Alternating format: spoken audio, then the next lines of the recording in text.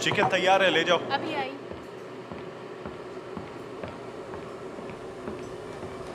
सुनो, चाहे कुछ भी हो जाए, इस बार उन्हें पुराना बिल चुकाना होगा।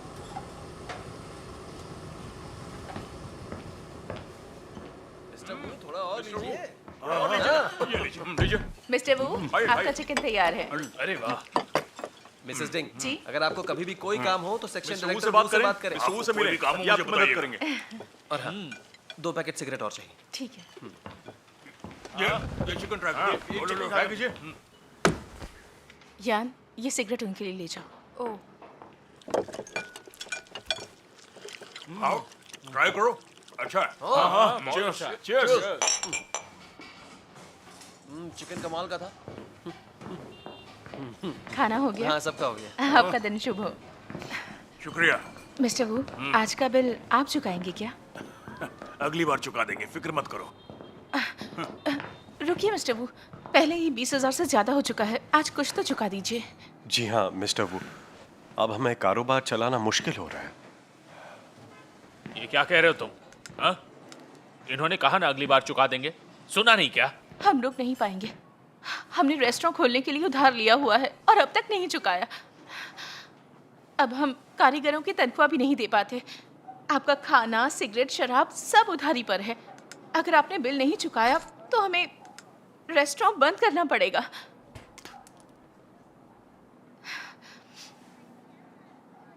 क्या सरकार हमारा ख्याल नहीं रख सकती? मिसेस डिंग, सरकार के साथ कारोबार करते वक्त थोड़ा लचीला होना पड़ता है। यहाँ कारोबार चलाने का यही तरीका है। तुम तो ये जानती होगी।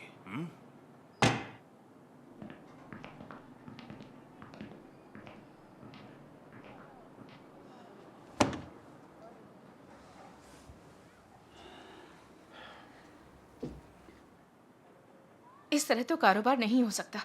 कैसी कमबख्त दुनिया है। ये सरकारी दामाद मुफ्त में खा पी जाते हैं। ये तो चोर डाकुओं से भी गए गुजरे हैं।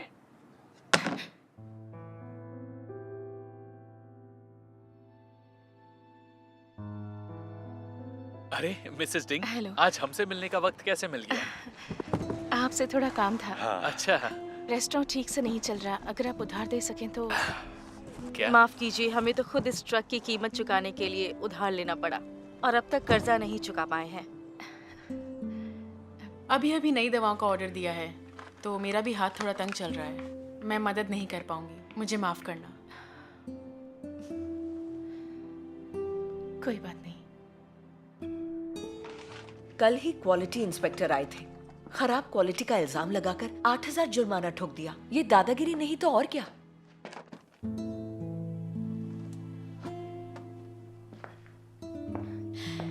रुइलिन जी? कारोबार बहुत मंदा है।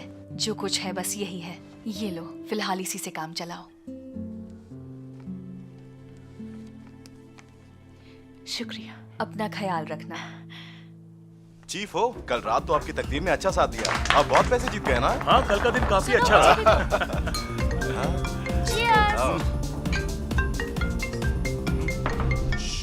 हाँ मिस्टर चेन, हाँ बिल्कुल, काम हो जाएगा। ब्यूरो चीफ आप है। फिक्र मत कीजिए। हाँ हो जाएगा। क्या हुआ? क्या हुआ? काफी दबाव डाल रहा है।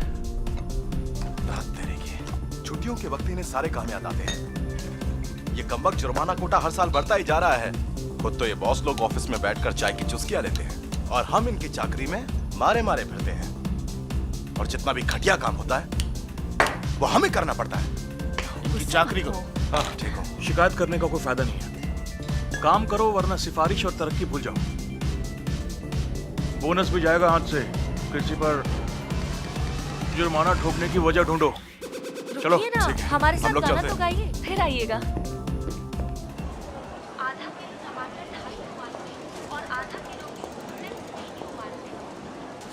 ये लो छुट्टा, 2.5 युआन है।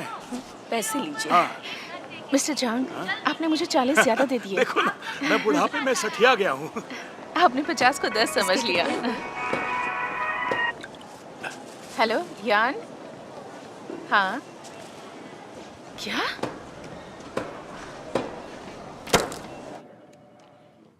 एक शिकायत पर आपने मान लिया कि हम आवारा मुर्गियों को ब्रॉयलर चिकन कह के ग्राहकों से धोखा कर रहे हैं।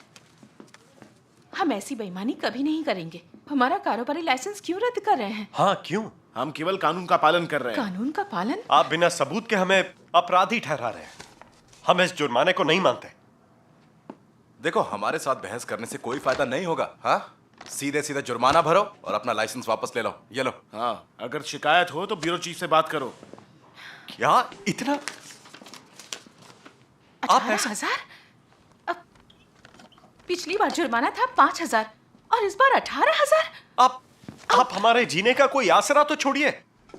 तुम लोग चुप करो। अगर पैसे हैं तो भरो, वरना धंधा बंद करो। जाओ। चलो चलो, ऐसा निकलो यहाँ कैसे? से। ये तो सरासर हम डकैती जाएंगे। है।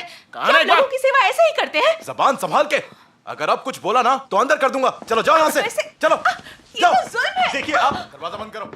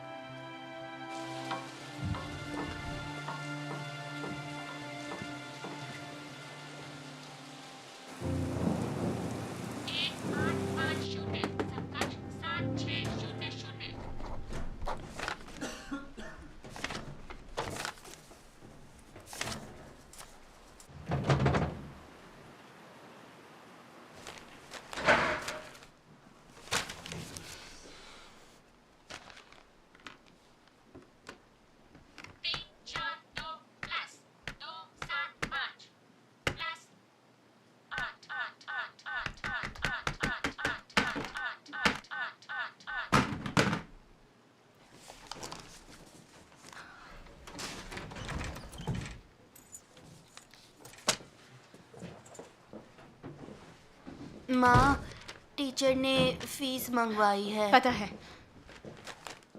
फीस ना भरने पर वो मुझे स्कूल नहीं आने देंगे। फीस फीस फीस, हर वक्त फीस चाहिए। माँ, आप गुस्सा मत होइए। अगर पैसे नहीं है तो मैं स्कूल नहीं जाऊंगा। ले, अपने कमरे में जाओ, अपना होमवर्क करो। बकाया पैसे का गुस्सा बच्चे पे क्यों उतार रही हो?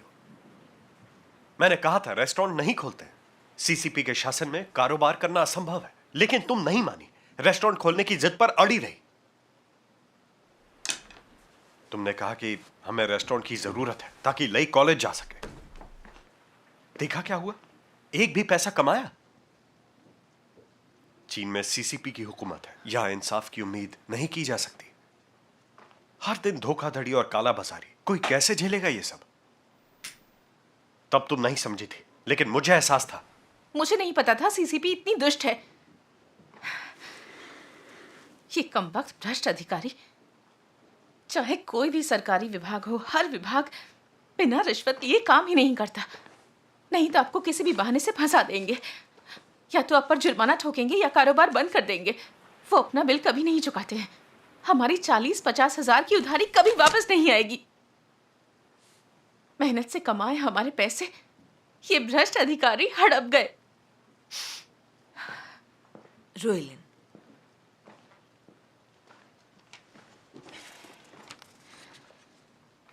सीसीपी की सत्ता में सारे अधिकारी भ्रष्ट हो गए। आम आदमी के पास तो कोई अधिकार ही नहीं है, बस उनके अत्याचार सहते रहो। यहाँ तो कारोबार करना और एक अच्छी जिंदगी बसर करना एक सपना ही है। अच्छी जिंदगी तो भूल ही जाओ।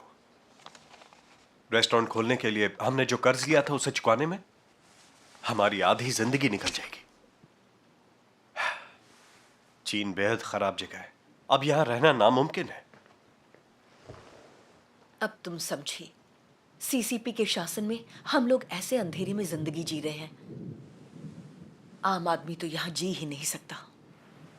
मैंने तुम दोनों को परमेश्वर में आस्था रखने के लिए कहा था, लेकिन तुमने मेरी बात नहीं मानी। इतना सब झेल कर भी तुमने एक पैसा नहीं कमाया और अब इतना कर्जा और चढ़ा लिया।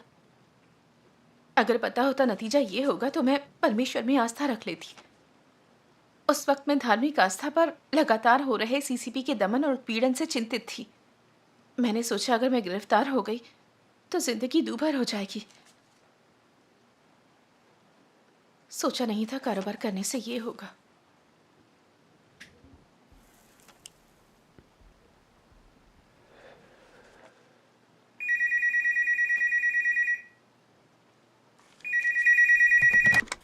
Hello. Hello Ruilin, hello Yongji. तुम दोनों ने काम के लिए कोरिया आने का मन बना लिया? 1 लाख से ज्यादा तो एजेंट की फीस ही है। इतने पैसे कहाँ से लाऊंगी? अगर वहाँ काम नहीं मिला तो वो 1 लाख भी डूब जाएंगे। तुम उसकी चिंता मत करो, अभी के लिए तो मैं उधार दे दूंगा, बाद में जब हो तो मुझे लौटा देना। अच्छा सुनो, यहाँ जितना तुम लोग 1 साल में कमाओगे उतना चीन में कमाने में सालों लग जाएंगे। मैं वादा करता हूँ कोरिया आकर तुम्हें पछताना नहीं पड़ेगा। अगर पैसे का मसला हल हो जाए तो हम खुशी से विदेश जाएंगे। ठीक है, तब तो यह योजना सही लग रही है। अच्छा ठीक है।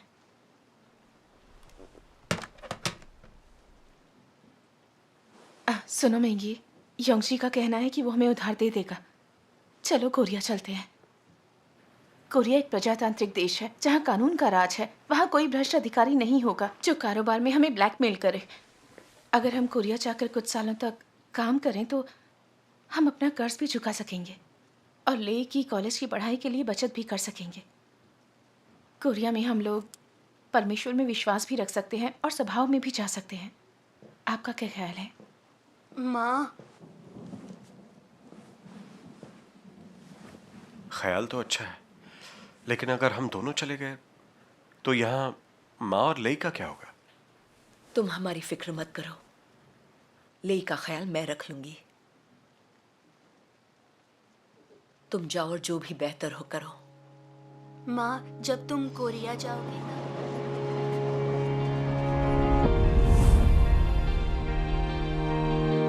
새벽에 소나기가 내리던 이 집은 아주 맑게 되었습니다.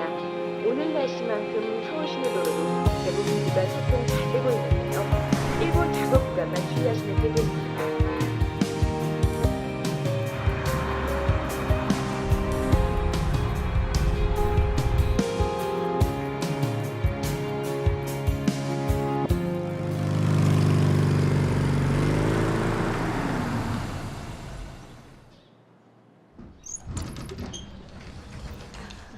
सुनो मेंगे, हाँ देखो कितनी अच्छी रोशनी आ रही है। हाँ, अच्छी लग रही है। तो रुइलिन, हाँ अपार्टमेंट कैसा लगा? अच्छा है ना? बहुत बहुत अच्छा। बढ़िया है।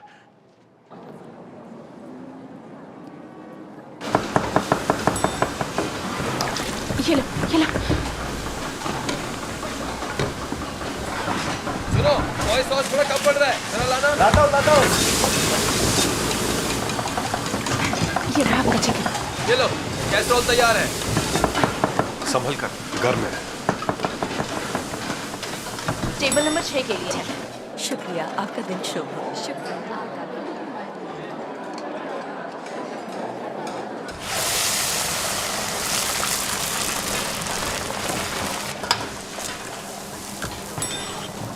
टेबल 7 जिंगजैंग श्रेडेड पोक। हाँ, इसे थोड़ा और गर्म करो। ये टेबल नंबर 10 के लिए है। देखो डिश तैयार करना कोई बुरा काम नहीं है। ठीक है, आ रही हूँ।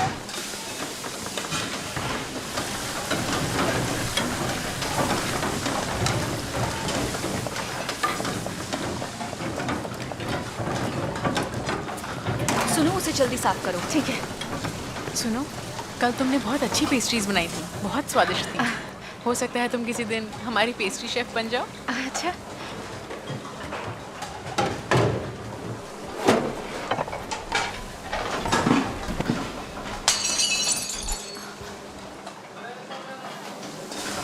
सुनो, तुम ठीक हो? तुम ठीक हाँ हो? मैं ठीक हूँ। यहाँ क्या हो रहा है? माफ कीजिए, मैं आगे से ध्यान रखूंगी। जरा संभाल कर। जी। चलो अपना अपना काम करो।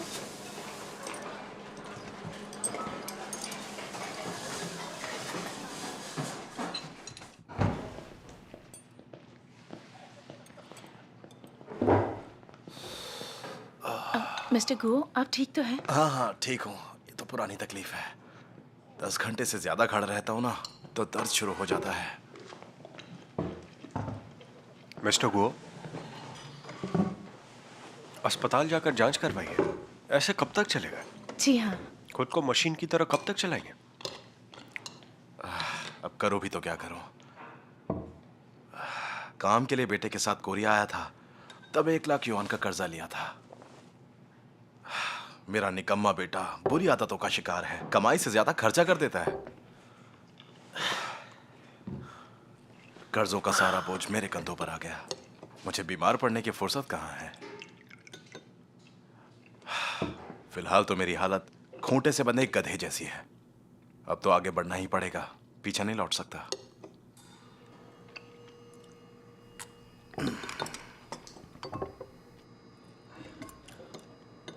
सुनिए मिस्टर गुओ, आपको इतना निराशावादी नहीं होना चाहिए। मैं अपनी सोच बताता हूं आपको। फिलहाल हालात हमारे लिए मुश्किल और थका देने वाले हैं, लेकिन कुछ सालों के बाद हालात बदलेंगे। मैं झूठ नहीं बोल रहा। मैं अगले महीने बुसान जा रहा हूं अपने एक दोस्त के रेस्टोरेंट में उसकी मदद करने। तुमने फैसला कर लिया? हाँ, मैंने फैसला कर लिया। पैसा जमा करने के बाद मैं अपना रेस्टोरेंट खोलूंगा और खुद बॉस होऊंगा। देखिए, हमारा एक लक्ष्य होना चाहिए। सामने क्या चल रहा है उसे देखकर संतोष करना काफी नहीं है। सही कहा ना मैंने? हाँ।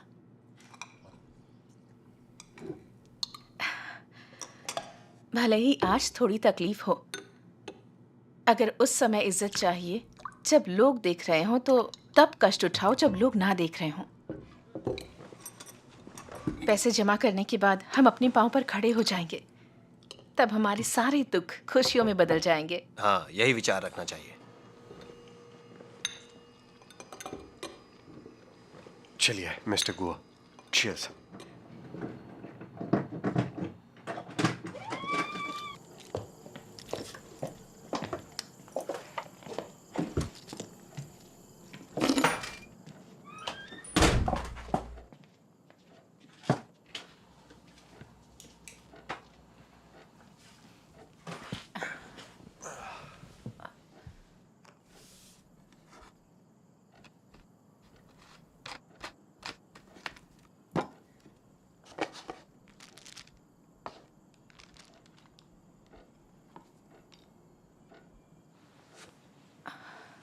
मेंगी, थोड़ी मालिश कर दोगे?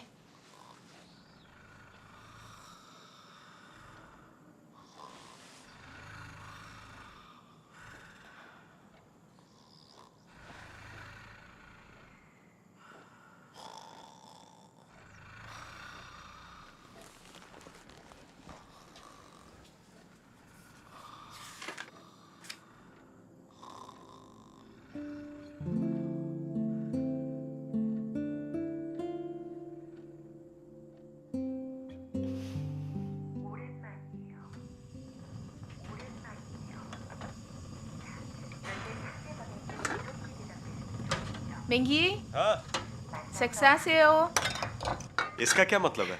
खाने का समय हो गया। तुम कोरियन अच्छा बोलने लग गई हो।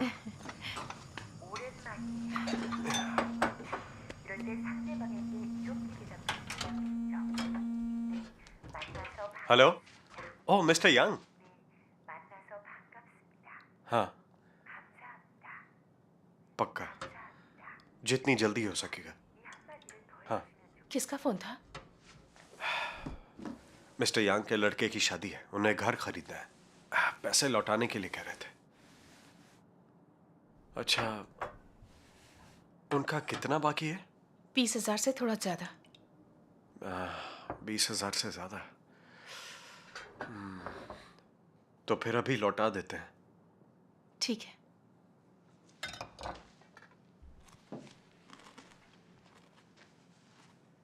सुनो, योंगची ने मेरे लिए एक पार्ट टाइम घर की साफ सफाई का काम देखा है। मालिक को गंदगी से सख्त नफरत है, लेकिन वो पैसे अच्छे देगा। तुम्हें क्या लगता है, मुझे वो काम करना चाहिए? दिन में 12 घंटे काम और फिर पार्ट टाइम साफ सफाई भी। तुम्हारा शरीर साथ देगा? वो मैं कर लूंगी। सिर पर इतना कर्जा है, जितनी जल्दी चुका दे उतना अच्छा। कम से कम चैन तो मिलेगा।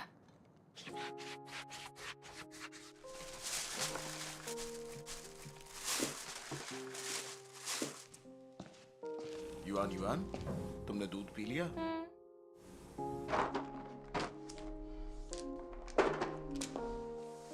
मिसेस डेंग, जी? इधर आओ, ये देखो। इसे ठीक से साफ नहीं किया। और हाँ, यहाँ यहाँ यहाँ ठीक से काम नहीं कर सकती? सॉरी, मैं फिर से साफ कर देती हूँ।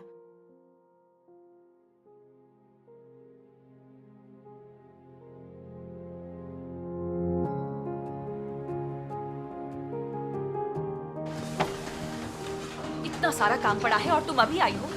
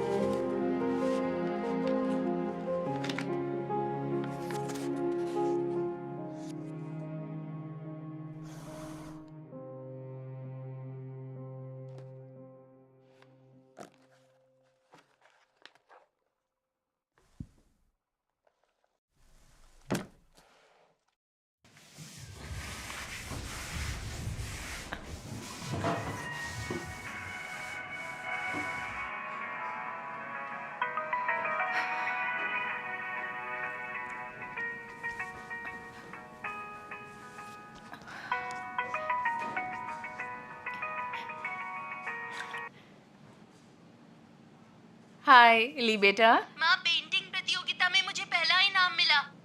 अच्छा, मुझे तुम पर गर्व है। मेरी टीचर ने कहा मुझे पेंटिंग की क्लास ज्वाइन करके सिटी पेंटिंग स्पर्धा में भाग लेना चाहिए। ली बेटा, तुम खूब मेहनत करो, मैं तुम्हारे साथ हूँ। जो करना चाहो करो, ठीक है? माँ को काम की थकान तो नहीं? आपको काम की थकान है क्या? नहीं तो बेटा, नहीं। क्यों? बेटा, दादी माँ को परेशान मत करना। एक मिनट इधर आना। अच्छा बेटा, इस वक्त मैं काम में बिजी हूँ, फ्री होकर कॉल करती हूँ। बाय बेटा।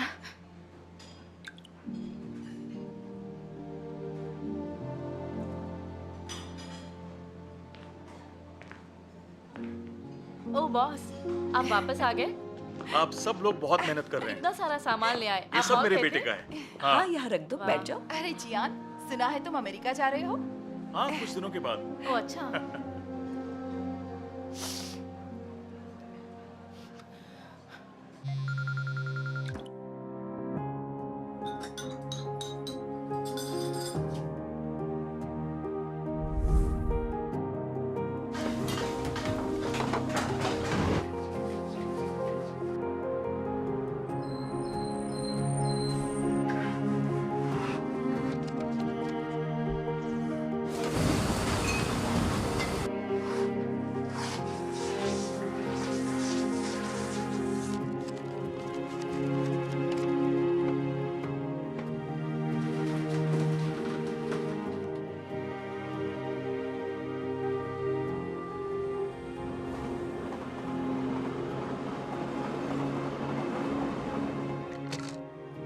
हमें जांच कराने के लिए वक्त निकालना पड़ेगा। सिर्फ दवाइयां काफी नहीं है। नहीं, ठीक है, मामूली सी तकलीफ है।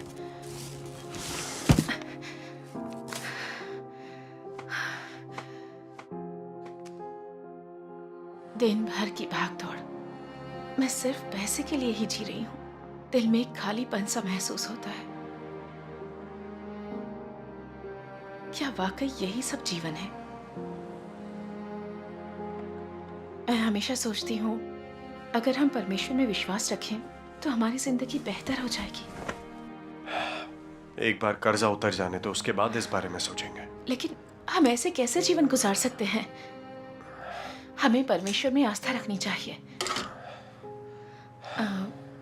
शायद इससे हमारे जीवन का खालीपन दूर हो जाए। हमें किसी को ढूंढकर उससे उत्तर खोजने चाहिए। ठीक है, तो फिर तुम जाओ और ढूंढो।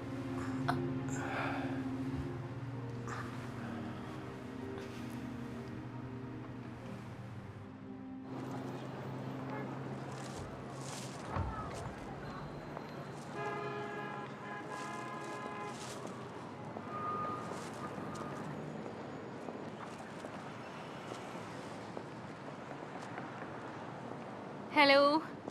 हेलो। हम लोग सर्वशक्तिमान परमेश्वर की कलीसिया से हैं। ये देखिए। डिंग रुइलिन? लिंग जशी? हाँ, तुम कैसी हो? हाँ, आप दोनों एक दूसरे को जानती हैं? हम लोग हाई स्कूल में साथ पढ़ते थे। अच्छा। कुछ साल तक मैंने चीन में एक रेस्टोरेंट चलाया। सोचा था कुछ पैसे कमा लूंगी, लेकिन वहाँ हर विभाग में सरकारी अफसर मुफ्तखोर हैं और बेवजह रिश्वत मांगते हैं। वो लोग हजारों युआन का खाना खा गए और एक पैसा नहीं दिया। पैसा कमाना तो दूर, सिर पर बहुत सारा कर्जा और चढ़ गया। इस सीसीपी की सरकार में आम आदमी का जीना मुहाल है। हाँ, रेस्टोरेंट का कर्जा इतना चढ़ गया था कि कोई रास्ता नहीं बचा। इसलिए काम की तलाश में कोरिया चले आए। अब कोरिया में रहकर हालात थोड़े बेहतर हुए हैं। तो जशीन, तुम कोरिया में कब से हो? मुझे तो यहाँ आकर 7-8 साल हो गए हैं। सीसीपी की तानाशाही में रहने के बजाय किसी लोकतांत्रिक देश में रहना बेहतर है। कम से कम यहाँ ब्लैकमेल करने वाले या मुफ्तखोर अफसर तो नहीं हैं। यहाँ पर आपको रिश्वत भी नहीं देनी पड़ती। यहाँ कारोबार करना ज्यादा आसान है। मेरा कोरिया आने का फैसला अच्छा रहा। हाँ। सोचा नहीं था तुमसे मुलाकात होगी। विदेश में अजनबियों के बीच कोई अपना मिल जाए तो अच्छा लगता है, सच में। अच्छा जशीन, तुमने कब से परमेश्वर में आस्था रखनी शुरू की? 5 साल हो गए होंगे। मैं चीन में थी, तभी से परमेश्वर में आस्था रखना चाहती थी। अच्छा। लेकिन जब मैंने देखा कि सीसीपी धार्मिक आस्था का दमन और ईसाइयों को गिरफ्तार करती है, तो मेरी हिम्मत नहीं हुई। मैंने सोचा जब कुछ पैसे कमा लूंगी, बचत कर लूंगी और मेरा बेटा कॉलेज जाने लगेगा, तो इन सब के बाद परमेश्वर में आस्था रखना शुरू कर दूंगी। लेकिन अब क्योंकि मैं कोरिया में हूँ, काम के दौरान परमेश्वर में आस्था रख सकती हूँ, ठीक है ना? हाँ हाँ, बिल्कुल। इस दुनिया में जीने वाले लोग जब तक सत्य को नहीं समझते, उन्हें दुख और खालीपन का एहसास होगा। जो धनी और सामर्थ्यवान हैं, उन्हें भी इनका एहसास होता है। जब हम में सामर्थ्य नहीं होता, हम लूटे और दबाए जाते हैं, तब हम और ज्यादा दुख और खालीपन के एहसास से गुजरते हैं। इसलिए परमेश्वर में आस्था के बिना जीवन बिल्कुल व्यर्थ होता है और अंततः हम दुविधा में ही मर जाते हैं। है ना शर्म की बात? तुम्हारी बात एकदम सही है। अपने कारोबार में मैंने ये लूट और धोखाधड़ी बहुत झेली है। तानाशाही में रहने की कड़वाहट को झेला है। लगता था इससे तो मौत बेहतर है, लेकिन जानती थी मौत से मुझे सुकून नहीं मिलेगा। तब से सोचती रही हूँ कि आखिर खुशी कहते किसे हैं, कैसे जीऊं कि आत्मिक रूप से शांति और आनंद पा सकूं। मैं इस बात को कभी नहीं समझ पाई। जिशिन, तुम्हें परमेश्वर में आस्था है, क्या तुम इस पर कुछ रोशनी डालोगी? तुम परमेश्वर में आस्था क्यों रखती हो? परमेश्वर में आस्था रखने के क्या फायदे हैं? यही जानने की मेरी इच्छा है। परमेश्वर में आस्था रखने से मुझे बहुत से फायदे हैं। सीधी सी बात है, लोगों को ये समझना चाहिए कि वो क्यों जी रहे हैं। दुविधा में गुजरने वाली जिंदगी बेकार है। हमें परमेश्वर में आस्था क्यों होनी चाहिए? क्योंकि इंसान को बनाने वाले परमेश्वर हैं। हमारा जीवन, बीमारी, मृत्यु, खुशियां, दुख और किस्मत सब परमेश्वर के हाथों में है। लोग अक्सर कहते हैं जब लोग कर्म करते हैं तो स्वर्ग देखता है, या परमेश्वर के आगे इंसान कमजोर है। अगर हमारी कथनी करनी परमेश्वर की इच्छा के अनुरूप है तो हमें परमेश्वर की आशीषें मिलेंगी। अगर हम परमेश्वर का अनुसरण करें तो हमें परमेश्वर की सुरक्षा मिलती है और हमारा जीवन शांति और आनंद से भर जाता है। दुनिया इतनी अंधकारमय और दुष्ट क्यों है? आखिर लोग इतने भ्रष्ट क्यों हैं? लोगों के पास इसका कोई जवाब नहीं है। परमेश्वर इंसान को बचाते हैं और इन मामलों की सच्चाई को बहुत ही साफ तौर पर समझाते हैं। परमेश्वर में विश्वास न रखने पर हम सत्य को नहीं समझ सकते और जीवन पथ पर चलने का हमारे पास कोई तरीका नहीं है। परमेश्वर में अपने इतने वर्षों के विश्वास में मैंने परमेश्वर के बहुत से वचन पढ़े हैं। मैंने जिंदगी से जुड़े रहस्यों के सत्य को समझा है। साथ ही मैंने दुनिया के अंधेरे के मूल को जाना है। मैंने इस बात को समझा है कि लोग इसलिए दुष्ट हैं क्योंकि शैतान ने इंसान को भ्रष्ट कर दिया है। मैंने ये भी जाना है कि कैसे लोगों के पास सत्ता होती है। जीवन में इतना खालीपन और मुसीबतें क्यों हैं, इसका मूल कारण क्या है। इंसान कहाँ से आता है और कहाँ जाता है। इंसान को जन्म देने के पीछे परमेश्वर की क्या इच्छा है। परमेश्वर किन्हें बचाता है और किन्हें शाप देता है। इंसान के अंत और मंजिल का पता कैसे लगाया जा सकता है। मैंने इन रहस्यों के पीछे के सत्य को समझा है। इससे मेरा दिल बहुत रोशन हुआ है। मैंने जाना है कि शांति और आनंद पाने के लिए कैसे जिएं, परमेश्वर के आशीषों को पाने के लिए कैसे जिएं। हमारी अंधकारमय दुनिया में एकमात्र मसीह ही सत्य, मार्ग और जीवन है। प्रभु यीशु ने प्रकट होकर कहा कि मन फिराओ क्योंकि स्वर्ग का राज्य निकट आया है। आज प्रभु यीशु लौट आए हैं और स्वर्ग का राज्य धरती पर प्रकट हुआ है। अगर हम परमेश्वर का अनुसरण करें तो हम सत्य को जीवन की तरह पालेंगे। तब हम स्वर्ग के राज्य में प्रवेश करके सुंदर मंजिल को पा सकते हैं। यही महान आशीष है। जिन्हें परमेश्वर में विश्वास नहीं, वे लोग पाप में ही पड़े रहते हैं और आखिरकार भीषण आपदाओं के आने पर वे सीधे नरक में जा गिरते हैं। स्वर्ग का राज्य धरती पर आ चुका है, तो अब तुम क्या चुनोगी? पता नहीं था परमेश्वर में विश्वास रखने से चीजों को साफ साफ देखा जा सकता है। अच्छा हुआ तुमसे मिली। मैं इस पर तुम्हारे और भी विचार जानना चाहूंगी। मुझे पता है परमेश्वर में आस्था रख पाना इतना आसान नहीं। एक काम करते हैं, पहले मैं तुम्हें परमेश्वर के वचन के पाठों की 2 वीडियोस दिखाऊंगी। ठीक है।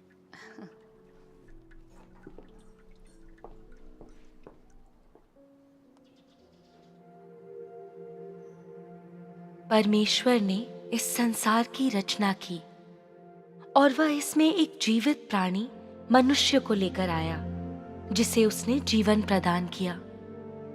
इसके बाद मनुष्य के माता पिता और परिजन हुए। अब वह अकेला नहीं था।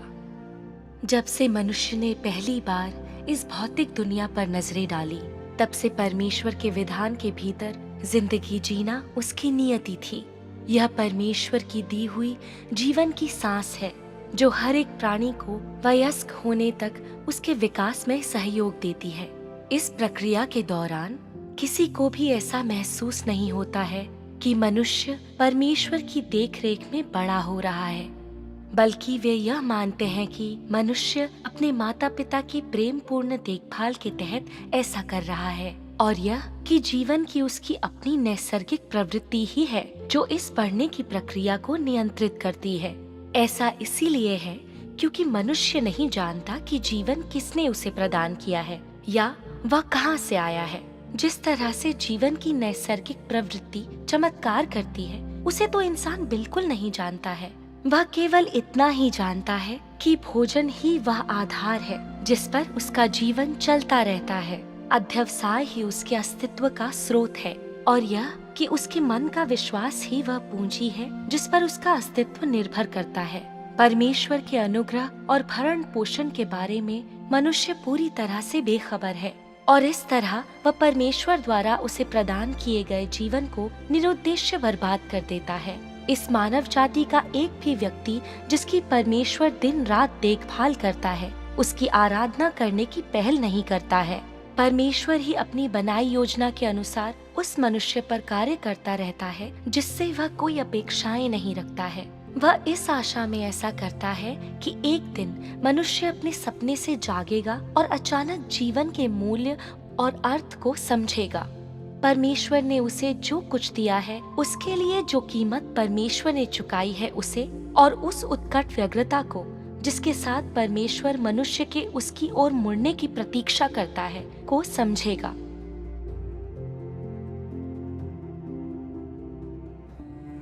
जिस क्षण से तुम रोते हुए इस दुनिया में आए हो, तब से तुम अपना कर्तव्य करना शुरू करते हो।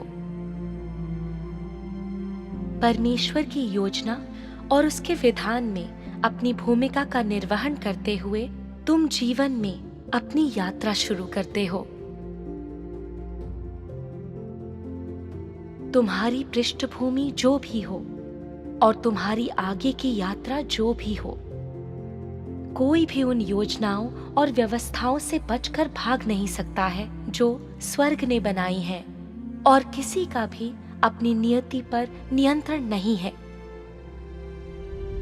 क्योंकि केवल वही जो सभी चीजों पर शासन करता है ऐसा कार्य करने में सक्षम है। जिस दिन से मनुष्य अस्तित्व में आया है, परमेश्वर अपना कार्य इसी तरह से करता आ रहा है। इस ब्रह्मांड का प्रबंधन करता आ रहा है और सभी चीजों और उन रास्तों में परिवर्तन के नियमों को निर्देशित करता आ रहा है जिनके साथ वे चलती हैं। दूसरी सभी चीजों की तरह मनुष्य चुपचाप और अनजाने में परमेश्वर की मिठास, बारिश और ओस द्वारा पोषित होता है। दूसरी सभी चीजों की तरह मनुष्य अनजाने में परमेश्वर के हाथ की योजना के अधीन रहता है। मनुष्य का हृदय और आत्मा परमेश्वर के हाथ में है और उसका पूरा जीवन परमेश्वर की दृष्टि में है। भले ही तुम यह मानो या ना मानो, कोई भी और सभी चीजें, चाहे जीवित हो या मृत, परमेश्वर के विचारों के अनुसार ही जगह बदलेंगी, परिवर्तित, नवीनीकृत और गायब होंगी। परमेश्वर सभी चीजों को इसी तरह से संचालित करता है।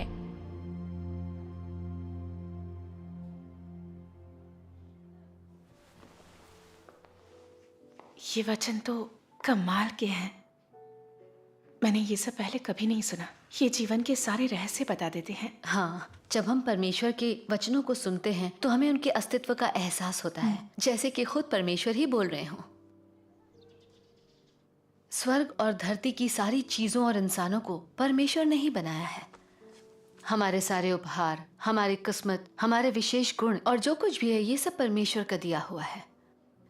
व्यवस्था के युग में परमेश्वर ने कहा, और जो मुझसे बैर रखते हैं उनके बेटों, पोतों और पर पोतों को पितरों का दंड दिया करता हूँ, और जो मुझसे प्रेम रखते और मेरी आज्ञाओं को मानते हैं उन हजारों पर करुणा किया करता हूँ। इंसान की निर्धनता, धन, मान सम्मान, उसका पूरा जीवन, बीमारी और मृत्यु सब पूर्व नियत है। कहावत है कि जैसा बोओगे वैसा ही काटोगे।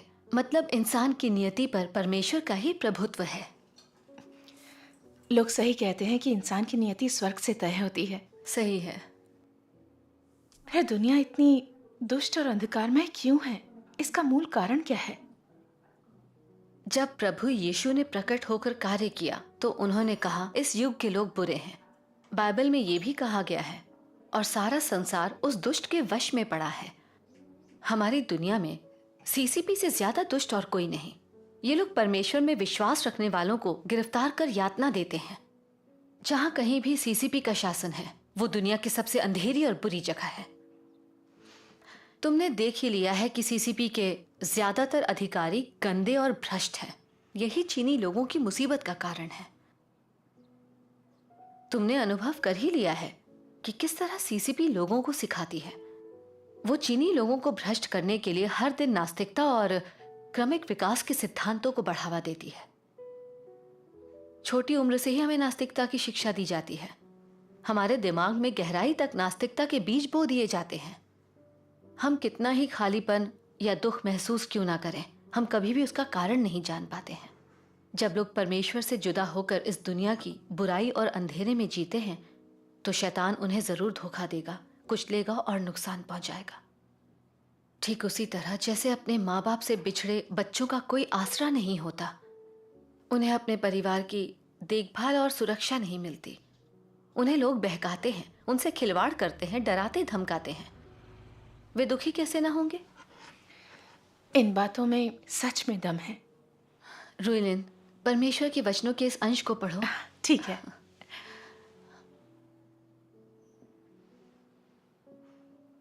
जब किसी का कोई परमेश्वर नहीं होता, जब वह उसे देख नहीं सकता है, जब वह स्पष्ट रूप से परमेश्वर की संप्रभुता को नहीं जान सकता है, तो हर एक दिन निरर्थक, बेकार और दयनीय है। कोई व्यक्ति जहां कहीं भी हो, उसका कार्य जो कुछ भी हो, उसके जीवन जीने के साधन और उसके लक्ष्यों की खोज उसके लिए अंतहीन मर्मभेदी दुख और असहनीय पीड़ा के सिवाय और कुछ लेकर नहीं आती है। वह पीछे मुड़कर देखना बर्दाश्त नहीं कर सकता।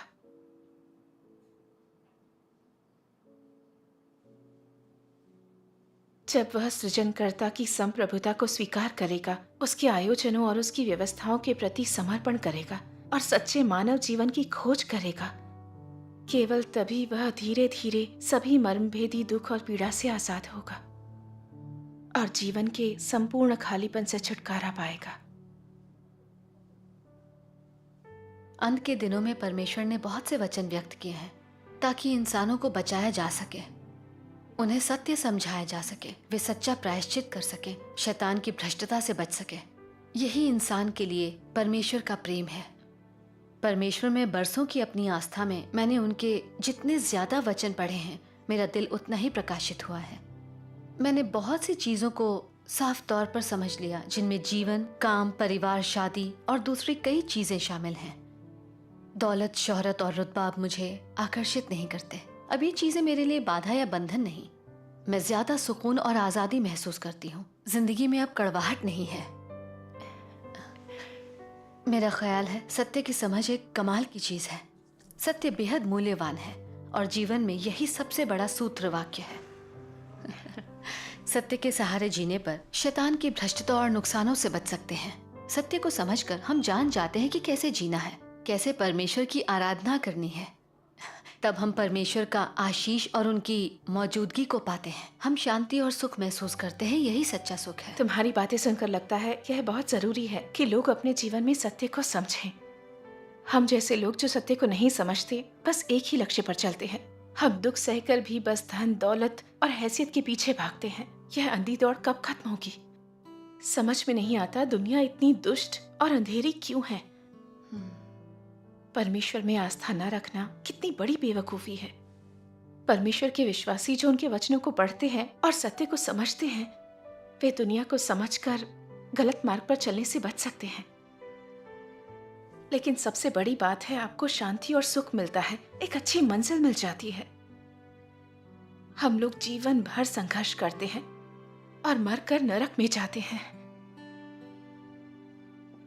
परमेश्वर में आस्था रखना कहीं ज्यादा अच्छा है। मैं भी परमेश्वर के वचनों को पढ़कर सत्य को समझना चाहती हूँ। हाँ ठीक है, तो फिर मैं तुम्हारे फोन पर सर्वशक्तिमान परमेश्वर की कलीसिया के ऐप को इंस्टॉल कर दूंगी।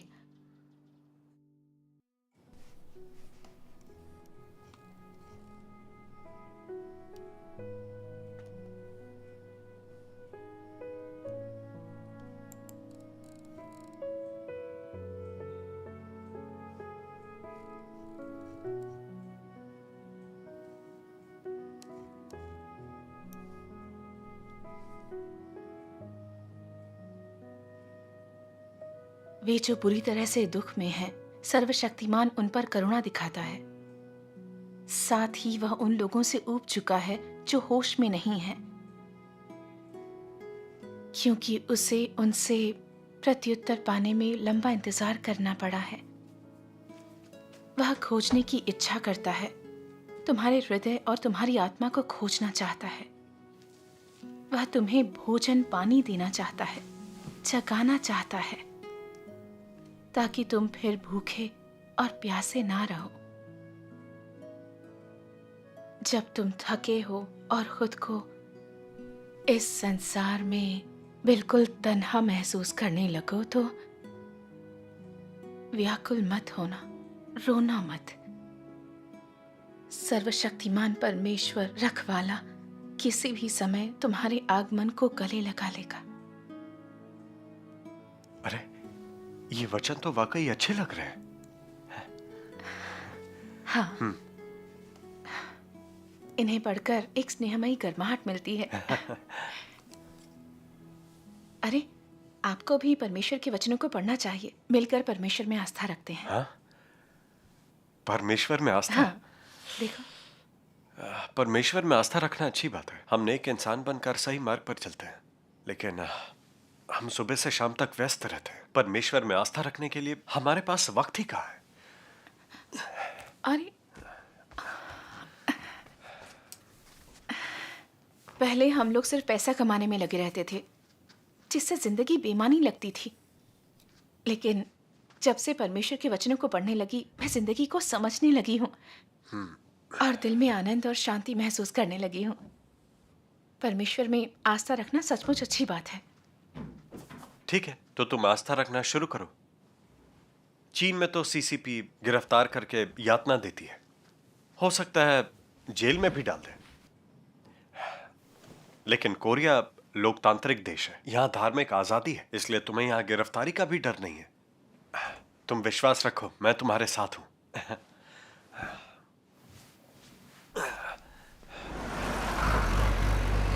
हमने माँ और बहू के लिए जो चीजें खरीदी हैं, उन्हें लंच ब्रेक में कुरियर कर देना। हाँ ठीक है। तुम दोनों आ गए? अरे आप मिस्टर जल्दी गो। आ गए मिस्टर गो। अरे रुलिन, आप आ गई? आप भी जल्दी आ गई। आप लोगों ने ये खबर सुनी क्या? कौन सी खबर? मैंने सुना है कि बॉस और उनका परिवार अमेरिका शिफ्ट हो रहे हैं। तो रेस्टोरेंट का क्या होगा? ये चलेगा ना? पता नहीं। खैर, बात करने का वक्त नहीं है, चलो काम करते हैं।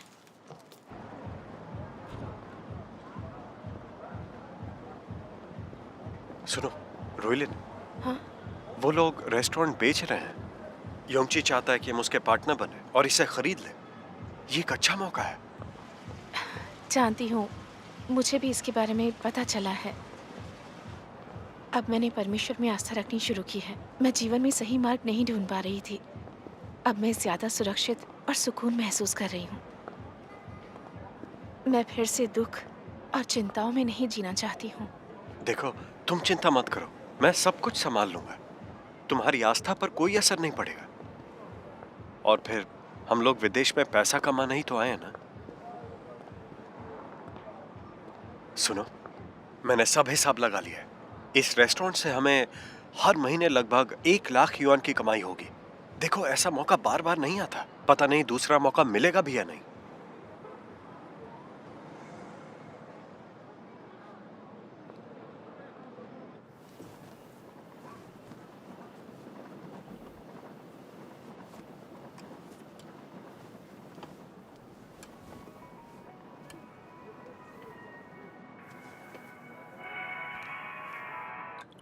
हेलो योंगची। तुमने कुछ फैसला किया? देखो, कोरिया आने वाले हर किसी को ऐसा मौका नहीं मिलता। तुम पैसों की चिंता मत करो, मोटी रकम मैं लगा दूंगा और तुम जितना लगा सकते हो लगा दो। मैं यहाँ बुसान में व्यस्त हूँ। रेस्टोरेंट खरीदने के बाद उसे चलाने की जिम्मेदारी तुम्हारी। इसी रेस्टोरेंट के सहारे कुछ ही सालों में तुम घर, कार, हर चीज़ खरीद सकती हो। तुम अपनी माँ और लेई को भी यहाँ ला सकती हो, है ना?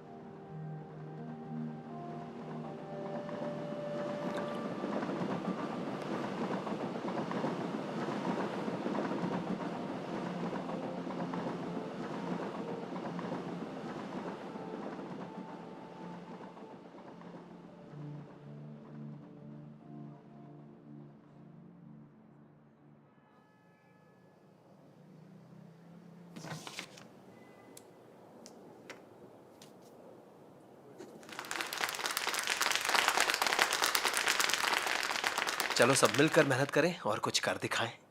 और ये बात तो आप सब लोग जानते हैं कि आज की बुनियाद पर ही एक बेहतर कल खड़ा होता है। बिल्कुल। हाँ। मैं हमेशा एक बात कहता हूँ कि लोगों में दूरदृष्टि होनी चाहिए। सिर्फ उसे ही नहीं देखो जो सामने है। आप सब लोग ये बात सीख गए। अब हमारा अगला लक्ष्य है नया मेन्यू लाना।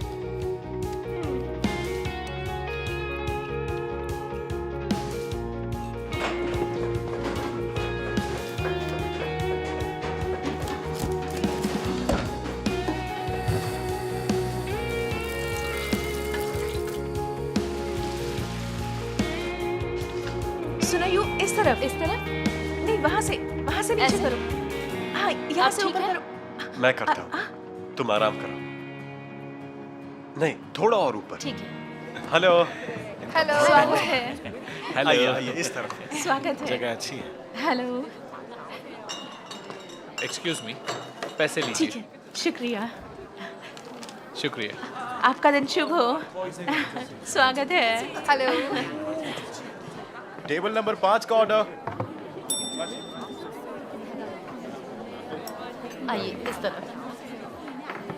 ये रहा और आपका पानी order। लाइए। जी। ये रहा आपका ऑर्डर। शुक्रिया। स्वागत है। मेरे लिए सोडा और वाइन लाइए। आपका दिन शुभ हो।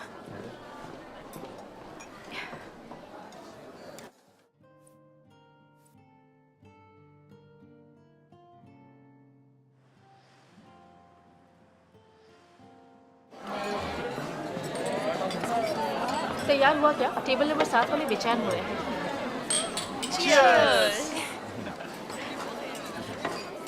एक मिनट मिसेस डिंग मसाले कम पड़ रहे हैं, जरा सप्लायर को फोन कर दीजिए।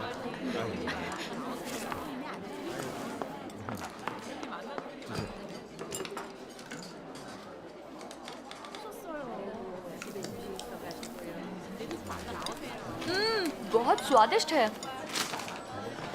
स्वागत है। सुनो यू, इधर आना। क्या बात है मिसेस ड्रिंग? मैं 2 बजे की अपॉइंटमेंट के लिए लेट हो चुकी हूँ, तुम यहाँ संभालो। हाँ? ठीक है, आप यहीं रहना। जाइए। अरे तुम आ गई? सॉरी, मैं लेट हो गई, आपको इंतजार कर रहा है। कोई बात नहीं, काम में बहुत बिजी थी क्या? हाँ, आजकल बहुत काम है। आपकी कॉफी। जरा अपनी शुक्रिया। तबीयत का ख्याल रखो। मैं ठीक हूँ। सॉरी, ये कॉल मुझे लेना होगा। हाँ ले लो ना।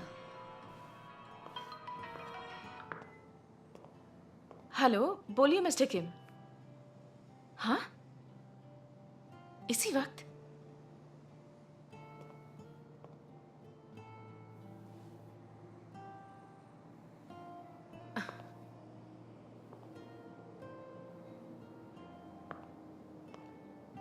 हो गई बात?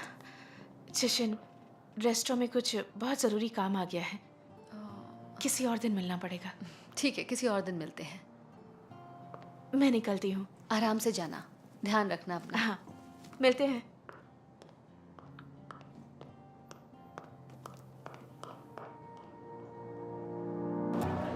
ये यहाँ की खास डिश है, बहुत टेस्टी है। ओह, तो बहुत ही स्वादिष्ट होगी। तो मिस्टर ली, मैं अपना कारोबार आपके काबिल हाथों में सौंपता हूँ।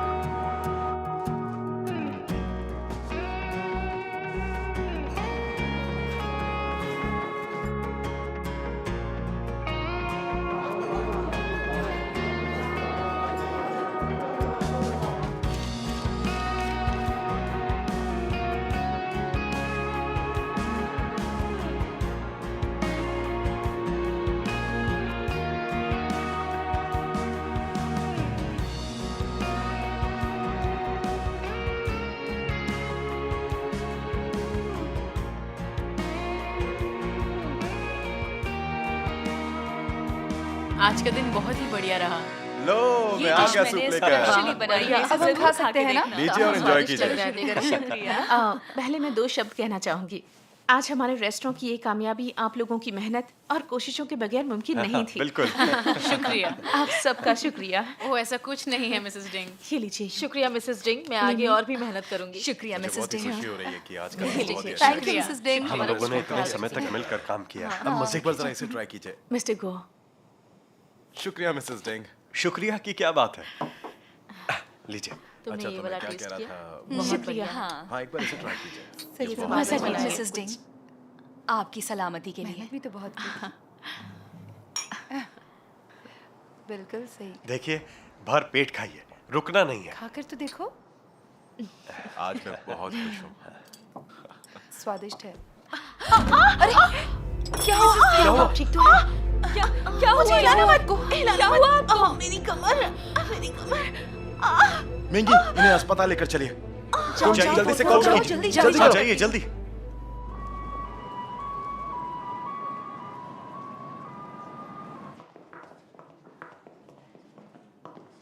तुम्हारी पत्नी की रीढ़ की लंबर डिस्क खिसक गई है, जो नस को दबा रही है।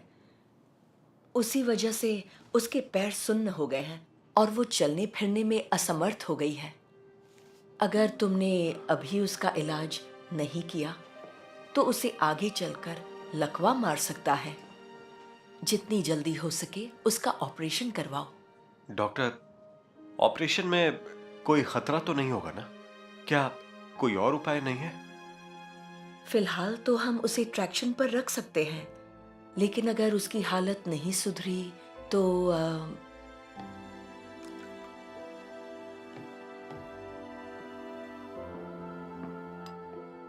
ये लो, तुम्हें कुछ खाना चाहिए, ये लो। देखो, इतना सोचो मत। तुम बीमार हो और तुम्हें इलाज की जरूरत है, बस।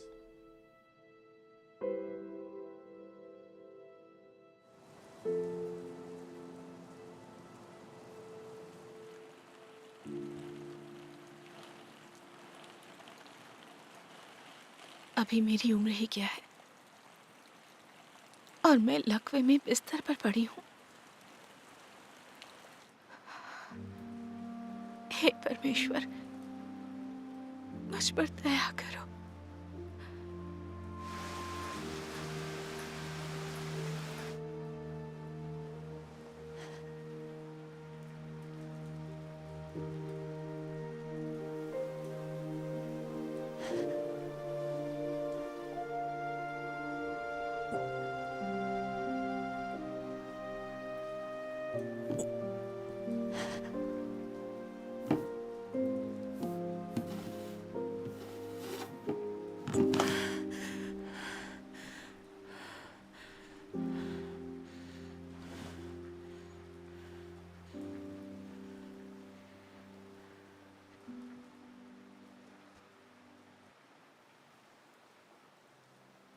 सभी लोग अपने भाग्य के बारे में शिकायत करते हैं, फिर भी वे अपने दिमाग में इन प्रश्नों को पीछे धकेल देते हैं कि यह जांचना और समझना बहुत अनिवार्य है।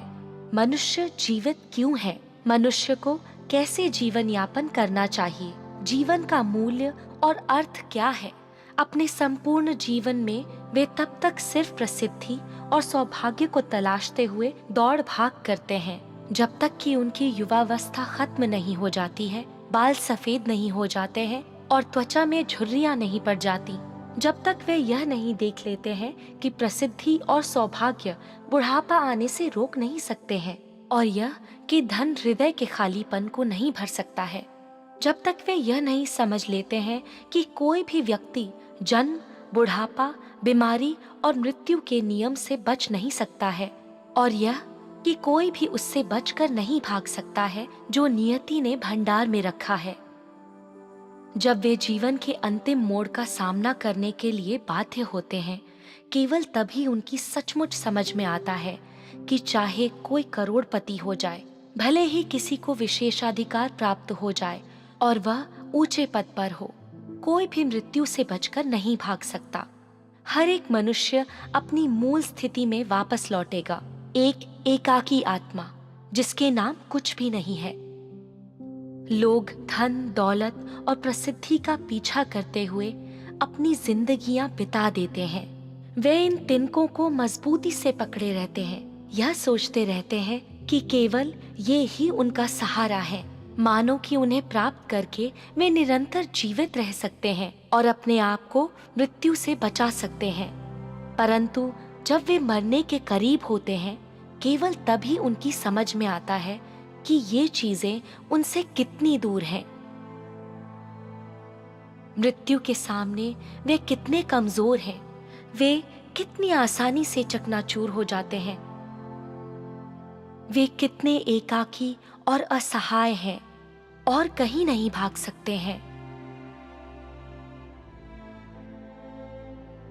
उनकी समझ में आता है कि जीवन को धन, दौलत या प्रसिद्धि से नहीं खरीदा जा सकता है।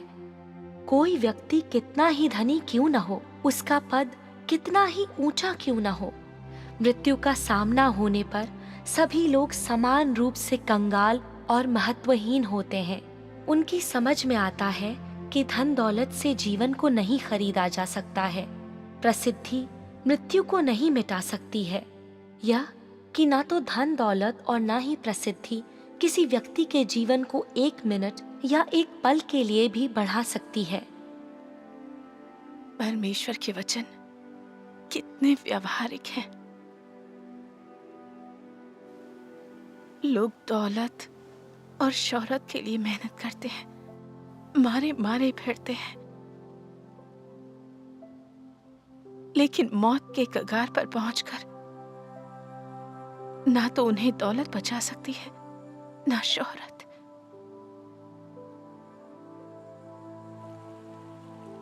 लोग चाहे कितने भी धनी हो, उनका कितना भी खास ओहदा हो, लेकिन ये सब किस काम का? मरते वक्त उन्हें कोई अपने साथ तो नहीं ले जा सकता। दौलत और शोहरत खोखली और बेकार चीजें हैं। ये चीजें पल भर में खत्म हो जाती हैं। मैंने इतने बरस संघर्ष किया है, इतने दुख और अपमान सहे हैं, आखिरकार मुझे क्या मिला?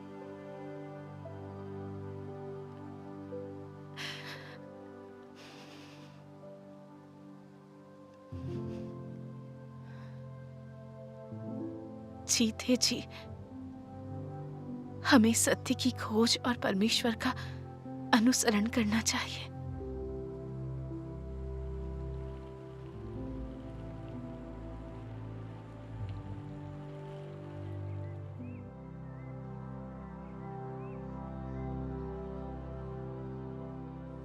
आपके ट्रैक्शन के पिछले कुछ दिनों के नतीजे अच्छे रहे हैं। अब आपको बस थोड़ा आराम चाहिए। आपका बहुत बहुत शुक्रिया। स्वागत है। कैसा लग रहा है? हेलो। हेलो मिंगी। अरे जिशिन, आपको देखकर अच्छा लगा। रोइलिन। रोइलिन,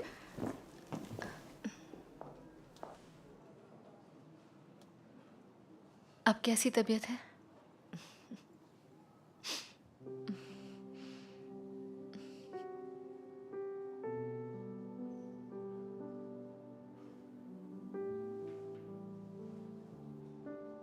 जिशिन, जब तुमने मुझे सुसमाचार सुनाए थे तो वो मुझे बहुत अच्छे लगे थे। मैं परमेश्वर में विश्वास रखना चाहती थी, लेकिन काम में इतनी व्यस्त हो गई कि सभाओं के लिए भी वक्त नहीं मिला।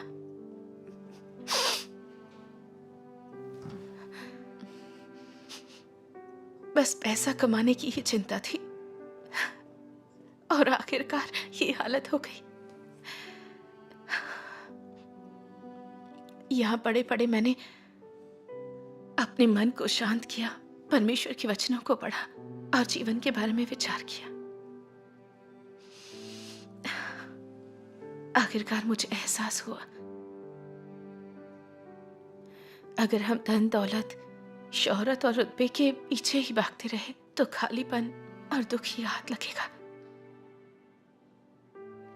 सत्य की खोज और परमेश्वर का अनुसरण करने से ही मुझे शांति, सुरक्षा और भरोसेमंद आसरा मिल सकता है। ऐसी समझदारी आना तो बहुत अच्छी बात है। इस अस्पताल में रहते हुए मैंने बहुत से लोगों के दुख, दर्द और रोग देखे हैं। एक दिन इंसान यहाँ है और दूसरे दिन उसकी मौत हो जाती है।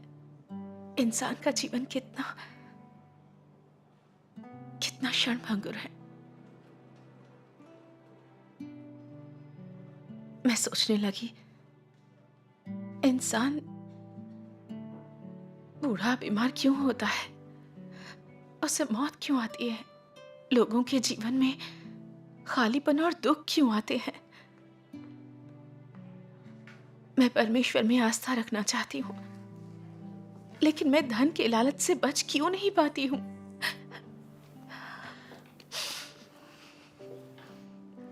परमेश्वर में आस्था रखने के कारण तुम्हारा जीवन सरल हो गया है और मुझे तुम्हारी यही बात पसंद है।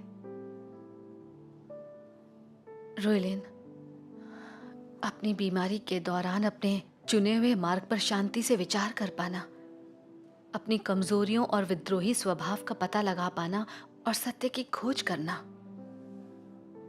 बहुत अच्छी बात है। परमेश्वर अपने सच्चे विश्वासियों को बचाते हैं।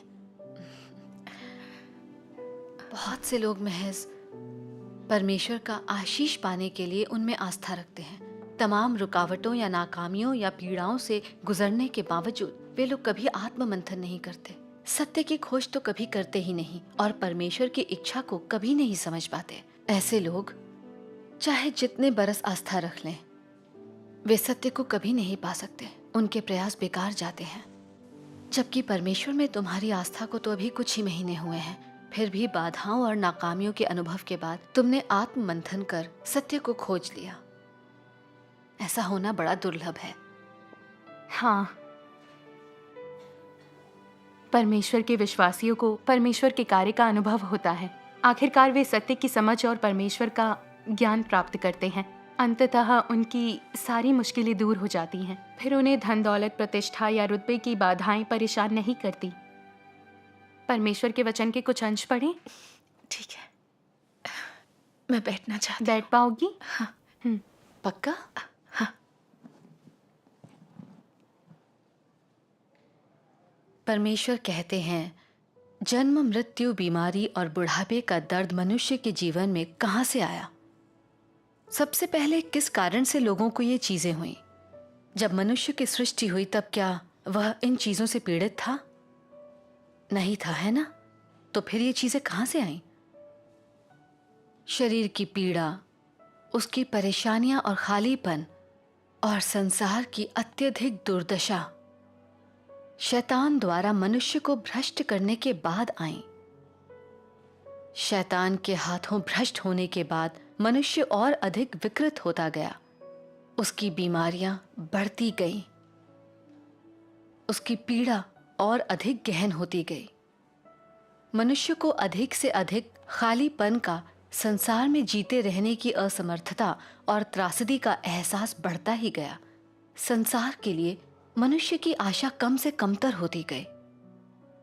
तो मनुष्य पर यह पीड़ा शैतान द्वारा लाई गई थी। और ये वे सारी चीजें हैं जो शैतान द्वारा मनुष्य को भ्रष्ट कर देने के बाद आईं और मनुष्य का शरीर विकृत बन गया। शैतान लोगों को राष्ट्रीय सरकारों और प्रसिद्ध और महान व्यक्तियों की शिक्षा और प्रभाव के माध्यम से दूषित करता है। उनके झूठ और बकवास मनुष्य का जीवन और उसकी प्रकृति बन गए हैं। हर कोई अपने लिए जिए और बाकियों को शैतान ले जाए, एक प्रसिद्ध शैतानी कहावत है जिसे हर किसी में डाल दिया गया है और ये मनुष्य का जीवन बन गया है। जीवन दर्शन के कुछ अन्य शब्द भी हैं जो इसी तरह के हैं।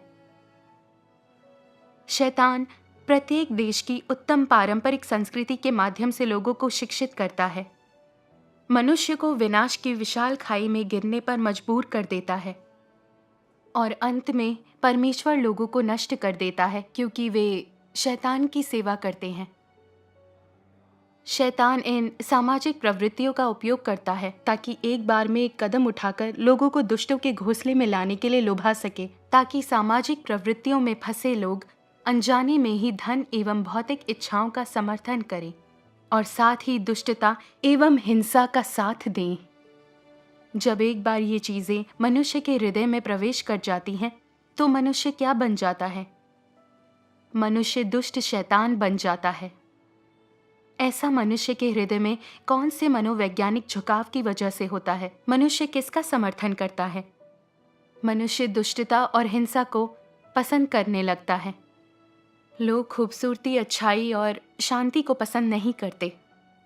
लोग सामान्य मानवता के साधारण जीवन को जीने की नहीं, बल्कि ऊंची हैसियत एवं शारीरिक सुख विलासों की इच्छा करते हैं और उन्हें रोकने वाले प्रतिबंधों और बंधनों के बिना अपनी शारीरिक इच्छाओं को संतुष्ट करने के लिए कोई कसर नहीं छोड़ते हैं।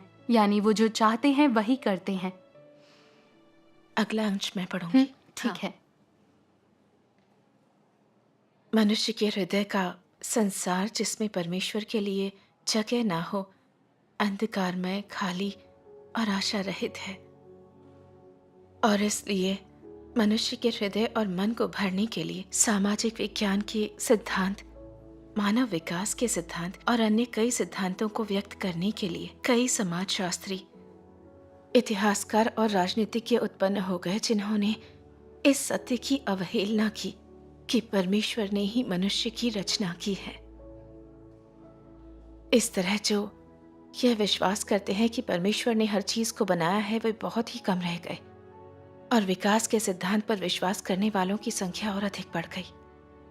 अधिकाधिक लोग पुराने विधान के युग के दौरान परमेश्वर के कार्य के अभिलेखों और उसके वचनों को मिथकों और पौराणिक कथाओं के रूप में मानते हैं।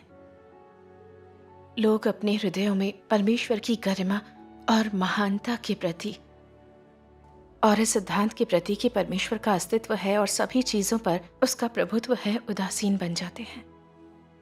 मानव जाति का अस्तित्व और देशों एवं राष्ट्रों का भाग्य उनके लिए अब और महत्वपूर्ण नहीं रह जाते हैं। मनुष्य केवल खाने पीने और भोग विलासिता की खोज में चिंतित एक खोखले संसार में रहता है। इस संसार में चाहे तुम किसी स्वतंत्र देश में रहते हो, चाहे बिना मानव अधिकारों वाले देश में, तुम मानव जाति के भाग्य से बचकर भागने में सर्वथा अयोग्य हो। चाहे तुम एक शासक हो या फिर एक शासित, तुम भाग्य, रहस्यों और मानव जाति की मंजिल की खोज की इच्छा से बचकर भाग नहीं सकते। खालीपन के व्याकुल करने वाले अनुभव से बचकर भागने में तो बिल्कुल भी सक्षम नहीं हो। इस प्रकार की घटनाएं जो समस्त मानव जाति के लिए आम है, समाजशास्त्रियों द्वारा सामाजिक घटनाएं कही जाती हैं। फिर भी कोई महान व्यक्ति इन समस्याओं का समाधान करने के लिए सामने नहीं आ सकता है। मनुष्य आखिरकार मनुष्य ही है।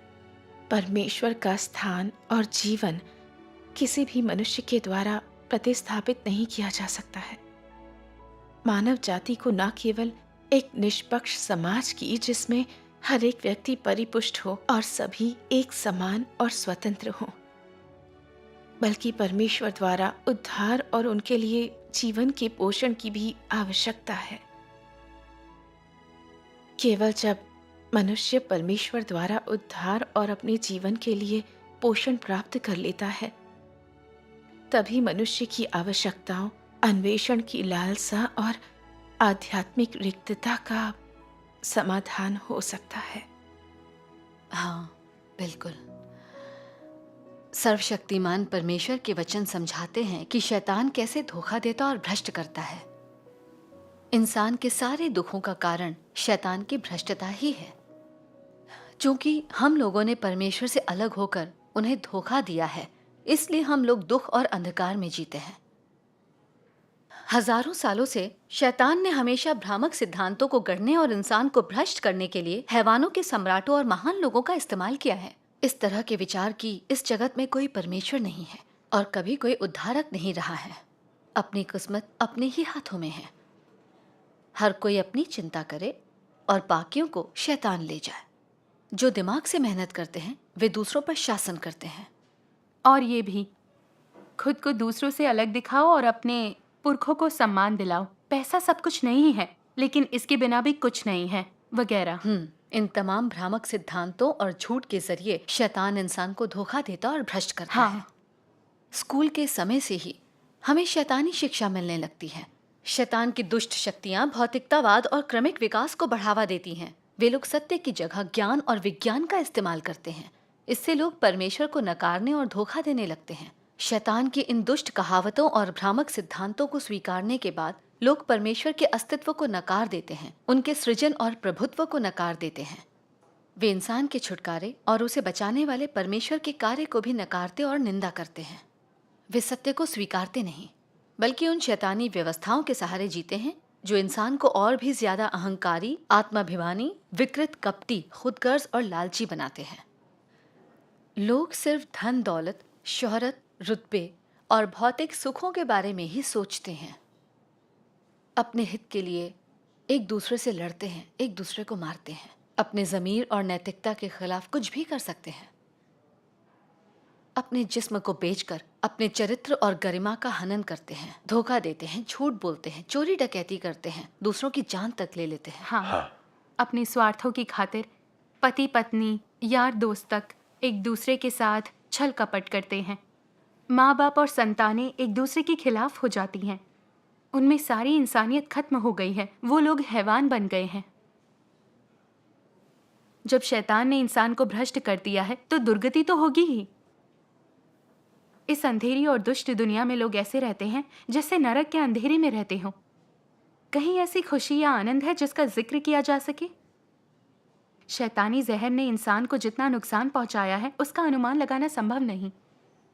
इस तरह की कहावतें अपनी किस्मत अपने हाथों में है और सीसीपी का ये सिद्धांत कि इंसान प्रकृति को जीत सकता है। स्वर्ग के साथ युद्ध में मजा है, धरती के साथ युद्ध में मजा है, लोगों के साथ युद्ध में मजा है। जब लोगों के दिमाग में ऐसे झूठ बैठा दिए जाते हैं तो वे परमेश्वर का निरादर करते हैं और मानने लगते हैं कि वे खुद अपनी नियति को नियंत्रित कर सकते हैं। इस तरह से वे अपनी नियति से लड़ते हैं। बहुत से लोग जिंदगी भर बुरी तरह संघर्ष करते रहते हैं। आखिरकार नतीजा क्या होता है? वे लोग ना सिर्फ अपनी नियति को बदलने में नाकाम रहते हैं बल्कि अपना माथा लहूलुहान करके कष्ट में भी रहते हैं। उन्हें स्वीकारना पड़ता है कि सब नियति द्वारा नियंत्रित होता है। जब लोगों को परमेश्वर के अधिकार का पता नहीं होता तो वे शैतान के तर्कों के सहारे रहते हुए अपनी कामनाओं के लिए संघर्ष करते हैं। इससे वे खुद को ही चोट पहुंचा रहे हैं। अब हम साफ तौर पर देख सकते हैं कि लोगों की खालीपन और दुखों का मूल कारण क्या है। अगर लोग परमेश्वर के वचनों को स्वीकार करने के बजाय शैतान की ताकत के सामने समर्पण कर दें तो उनका पतन होना और दुख भरी जिंदगी गुजारना तय है। परमेश्वर के वचनों को स्वीकार करके ही हम लोग शैतान के प्रभाव और शैतानी भ्रष्टता से बच सकते हैं। हम इसी तरह परमेश्वर की मौजूदगी में एक सार्थक जीवन जी सकते हैं। पहले मैं मामले को साफ तौर पर नहीं देख पाता था, लेकिन अब समझता हूं। लोगों के जीवन में इतने दुखों का कारण शैतान द्वारा भ्रष्टता और नुकसान पहुंचाया जाना है। सही कहा। पहले मैं दुनिया में प्रसिद्ध ख्याति प्राप्त लोगों की कहावतों को जीवन जीने के लिए सूत्र वाक्य समझती थी। तुम्हारी सहभागिता के बाद अब मैं समझ गई कि ये वे बातें हैं जिन्हें शैतान लोगों को धोखा देने के लिए इस्तेमाल करता है। परमेश्वर के वचनों को पढ़े बिना कोई भी इन चीजों को साफ तौर पर नहीं देख पाएगा। हाँ, परमेश्वर में विश्वास रखना और सत्य को समझना अच्छी बात है। मैं भविष्य में सभाओं में जाकर परमेश्वर के और भी वचन पढ़ना चाहूंगी। सिर्फ तभी मैं सत्य को समझकर समस्याओं के मूल तक पहुंच पाऊंगी, अपने देह सुख के बंधन और बाधाओं को पार कर पाऊंगी। फिर मेरे जीवन में इतनी कड़वाहट नहीं होगी। जब हम परमेश्वर में विश्वास रखते हैं, सत्य का अनुसरण कर उसे प्राप्त करते हैं, हम अपने भ्रष्ट स्वभाव से छुटकारा पाकर शुद्ध होते हैं। तब परमेश्वर हमें अपने राज्य में ले जाएंगे। समय आने पर हमें सच्ची खुशी हासिल होगी और हम सुंदर जीवन जिएंगे। ये प्रकाशित वाक्य में की गई भविष्यवाणी की तरह है। देख, परमेश्वर का डेरा मनुष्यों के बीच में है। वह उनके साथ डेरा करेगा और वे उसके लोग होंगे और परमेश्वर खुद उनके साथ रहेगा और उनका परमेश्वर होगा। वह उनकी आंखों से सब आंसू पोंछ डालेगा और इसके बाद मृत्यु न रहेगी और न शोक, न विलाप, न पीड़ा रहेगी। पहली बातें जाती रहीं। आइए परमेश्वर के वचनों के पाठ का वीडियो देखें। ठीक है। ठीक है।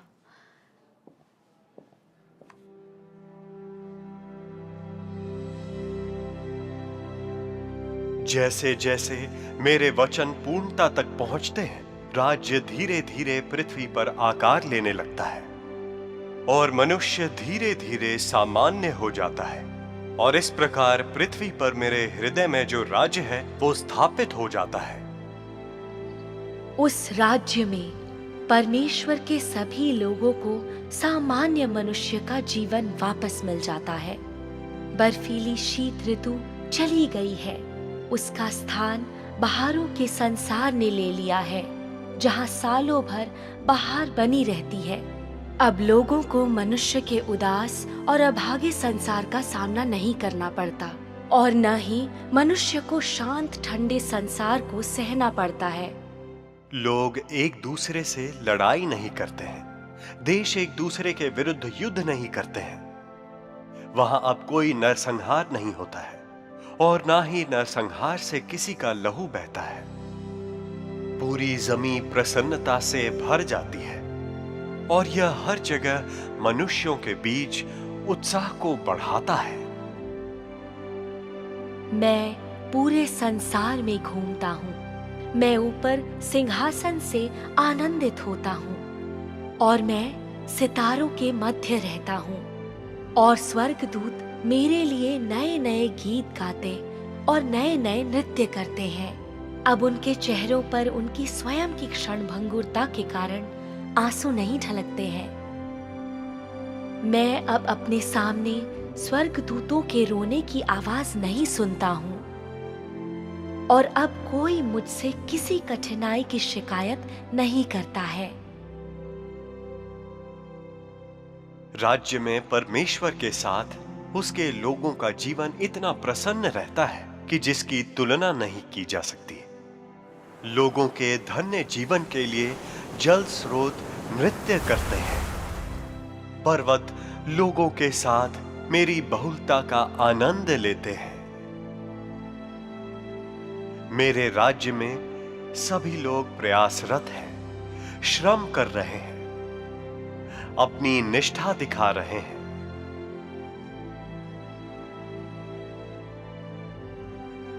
राज्य में ना तो अब कोई विद्रोह है, ना कोई विरोध। स्वर्ग और पृथ्वी एक दूसरे पर आश्रित हैं। मानव और मुझ में निकटता है, गहन भाव है। जीवन के परम सुख में साथ साथ प्रवृत्त हैं। इस समय मैं औपचारिक रूप से स्वर्गिक जीवन का आरंभ करता हूं। अब शैतान का कोई दखल नहीं है और लोग विश्राम में प्रवेश कर रहे हैं। राज्य में जीवन बहुत ही अद्भुत लगता है।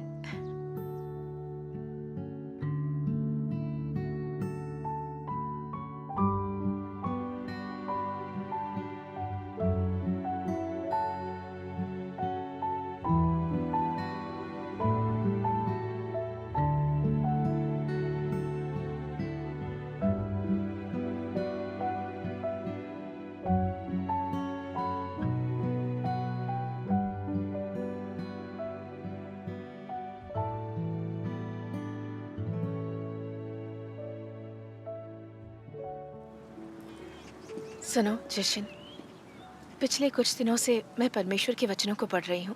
वे शैतान द्वारा इंसान को भ्रष्ट करने के लिए इस्तेमाल किए जाने वाले तरीकों को उजागर करते हैं। मैंने वाकई थोड़ी बहुत समझ हासिल कर ली है। मिसाल के तौर पर शैतान लोगों को धोखा देने के लिए इनका इस्तेमाल करता है। जैसे पैसा कुछ भी कर सकता है और पैसा पूरी दुनिया को नचाता है, ताकि लोगों को लगे कि वे बिना पैसे के जी नहीं सकते। उन्हें पैसा चाहिए ताकि दूसरे उन्हें पसंद करें और उनकी इज्जत करें, और बिना पैसे के वे दोयम दर्जे के नागरिक हैं। मैंने इतने साल जान की बाजी लगाकर एक एक पैसा कमाया है। आखिरकार हालत ये हो गई कि बीमार होकर बिस्तर पकड़ लिया। मैं शैतान और पैसे की गुलाम बन गई थी। रुइलिन, परमेश्वर का धन्यवाद कि तुम ये बात समझ सके। पर अब मैं समझ गई कि लोग परमेश्वर और उनके वचनों के बिना नहीं रह सकते। जब लोगों को सत्य समझ में नहीं आता तो वे शैतान के हाथों छले और भ्रष्ट किए जाते हैं। यह बड़ी दयनीय अवस्था होती है। हाँ, मुझे परमेश्वर में विश्वास है और उनके वचनों को पढ़कर मैं जीवन के बारे में इन बातों को समझ गई हूँ। परमेश्वर में आस्था रखे बिना या उनके वचनों को पढ़े बिना शैतान की भ्रष्टता से बचना नामुमकिन है। हम लोग अंधेरे में सिर्फ संघर्ष कर सकते हैं और हमारे बचने की कोई उम्मीद नहीं होती। ऐसा लगता है परमेश्वर में आस्था रखना ही दरअसल उद्धार का मार्ग है। सत्य को अपना कर ही हम लोग इंसान की तरह सम्मान से जी सकते हैं, और यही सच्ची खुशी है। तुम सर्वशक्तिमान परमेश्वर के वचनों में ये सब देख चुकी हो और अब तुम आराम और सुकून की स्थिति में हो। चलो बैठकर बात करते हैं। परमेश्वर में आस्था अच्छी बात है, परमेश्वर में तुम्हारी आस्था की वजह से मैं भी तुम्हारा अनुसरण कर रहा हूँ। अफसोस है कि लोग इन शैतानी जहर की बेतुकी और भ्रामिक बातों को देख नहीं पाते, बल्कि उन्हीं बातों के सहारे जीते हैं। उन्हें लगता है कि पैसा ही सब कुछ है और पैसे का होना ही खुशी है। लेकिन क्या ये सच्चाई है? क्या पैसा लोगों को उनके खालीपन और मुसीबतों से बचा सकता है? उन्हें आपदाओं से बचा सकता है? क्या पैसा लोगों को शैतानी स्वभाव के बंधन से बचाकर उन्हें परमेश्वर के राज्य में ला सकता है? नहीं। पैसा तुम्हारे भौतिक जीवन को बदलकर केवल देह सुख को बढ़ा सकता है, लेकिन ये चीज़ें सिर्फ अस्थायी हैं। परमेश्वर में आस्था के बिना सत्य को नहीं पाया जा सकता। इसलिए जब भीषण आपदा आएगी तो ऐसे लोग उसी तरह मारे जाएंगे। अपनी नियति, मंजिल और अंत जैसे महत्वपूर्ण सवालों के मामले में ज़रूरी है कि हम परमेश्वर में विश्वास रख सत्य को स्वीकारें। प्रभु यीशु ने कहा, यदि मनुष्य सारे जगत को प्राप्त करे और अपने प्राण की हानि उठाए तो उसे क्या लाभ होगा? या मनुष्य अपने प्राण के बदले क्या देगा? इंसान को बचाने के लिए परमेश्वर का कार्य लोगों के भ्रष्ट स्वभाव को दूर करना है। परमेश्वर ने सत्य को व्यक्त किया ताकि इंसान इसे जीवन की तरह प्राप्त कर सके।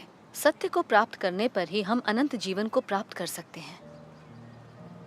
इस तरह सत्य ही सबसे मूल्यवान चीज़ है। सत्य को प्राप्त करने पर परमेश्वर के आशीषों को प्राप्त कर सकते हैं, और यही सबसे बड़ा आशीष है। बिल्कुल। मेरे लिए भी आपके वचन आज बहुत फायदेमंद रहे।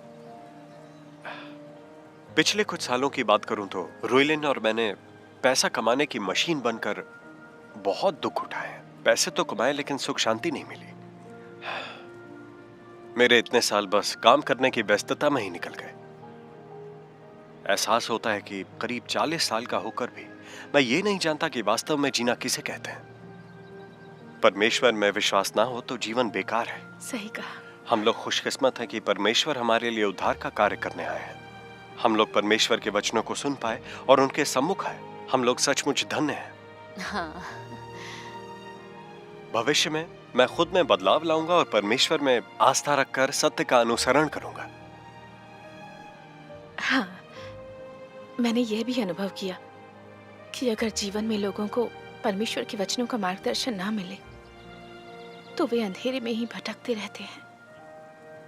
वे लोग भूल भुलैया में ही भटकते रहेंगे और बेहिसाब दुख उठाएंगे, फिर भी उन्हें सही मार्ग नहीं मिलेगा। मैं इस बात को समझ गई हूं कि इंसान की जिंदगी में पैसा ही सबसे अहम चीज नहीं है।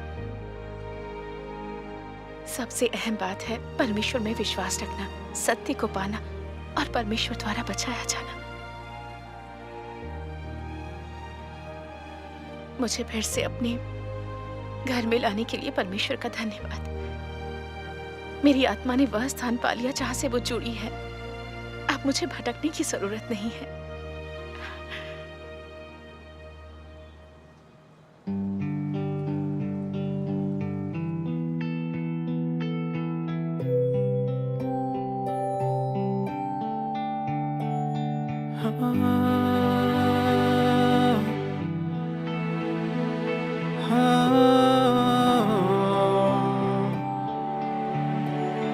परमेश्वर ने चुना मुझे अपार जन समूह से, प्रबंध किया मुझे अपनी ओर लाने का, स्नेह दिया दिल को मेरे।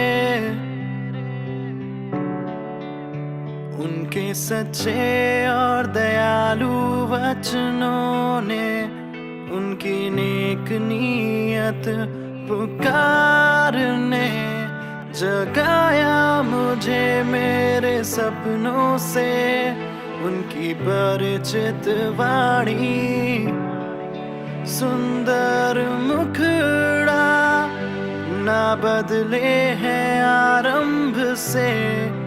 लेता हूँ आनंद मैं उनके मधुर प्रेम का, उनके धाम में